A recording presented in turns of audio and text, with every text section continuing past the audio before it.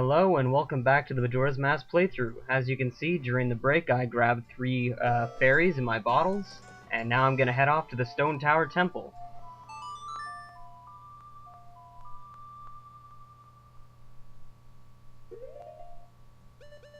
That reminds me, I really need to buy a map of the Great Bay. That giant cloud over that area looks very sloppy.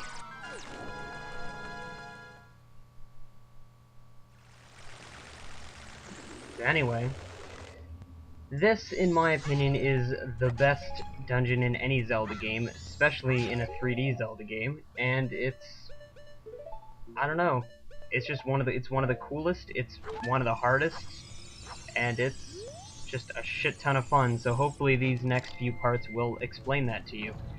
You might notice about halfway through the video there might be a little bit of a jump. That'll be because my codec is still messed up, so I need to record these parts in a bunch of smaller parts, so every once in a while the video might jerk slightly, but the alternative to that is to have really bad quality, so whatever. Anyway, if you remember this from a while ago, the Elegy of Emptiness creates little statues of yourself. You better memorize this because you're going to be playing this a lot in this dungeon. Also, remember the order that you hit these buttons in, because that's also important. It's right, and then left, and then the top. And considering you have to play this song every friggin' time, it's really annoying if you do it wrong, so you're best off just to memorize that, along with the song. Because you're gonna need to do it, because you kinda have to exit and enter this dungeon a couple of times. Been drowned. Anyway. So, you can make 4 different copies of yourself with your 4 transformation masks. Unfortunately, the Deku one is too light to actually hold down any sort of switches, so for the most part the game only requires you to have 3. There are exceptions, and we'll get to those later. On the plus side, at least the Elegy of Emptiness is a really cool song. It sounds really cool on guitar. You know, apparently I read somewhere that a fish guitar like that actually exists. There's some sort of special edition fish guitar. Not very many of them exist, though. I think they're really expensive, I don't know. Some sort of weird fan collector item. Anyway, for what it's worth. And here's our first view at the Stone Tower Temple. For some reason, the boss warp is up on the ceiling. I'm not really sure what that's about, but we'll get to that later. Already you could tell that this is a way cooler dungeon than all the other ones. First of all, it's kind of outside, you can actually see the sky. Second of all, it has a scary-ass face in the middle. That's always a plus. I'm gonna shoot that motherfucker in the eye. So, this dungeon is definitely one of the harder ones, but I did a couple of runs through it before I recorded this, and hopefully I'll be able to do it all in one cycle and get all the stray fairies like I did with the other dungeons, so do not fret. I hate these dragonflies.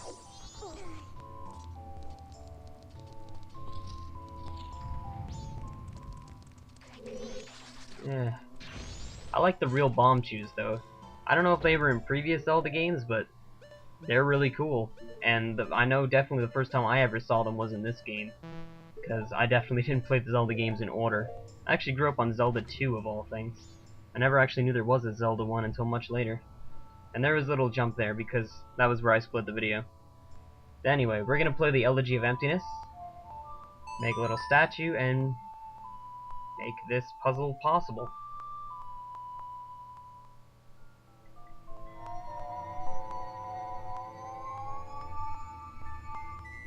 God, that statue is creepy. And there's a little trick that everyone keeps telling me to do in the comments. If you wear the bomb's mask and hold down with your shield, you can hit B and you get a free bomb, essentially. It doesn't even do any damage as long as you hold up your shield. I seem to get a comment telling me to do that every single day, so there you go, I finally did it, alright? Anyway, this switch is obviously bigger than all the other switches, so you need to be a Goron to do it. To push it, rather. God, the Goron has man tits.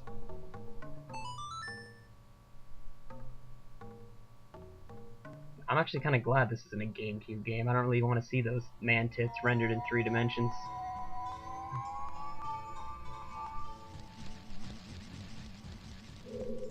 mean, like, not just a texture like they are now.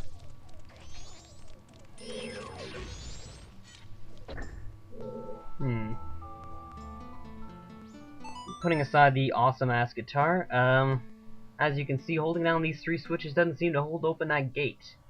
Luckily, there's a bit of a trick if you want to hold down 4 switches, which you'll see in a second.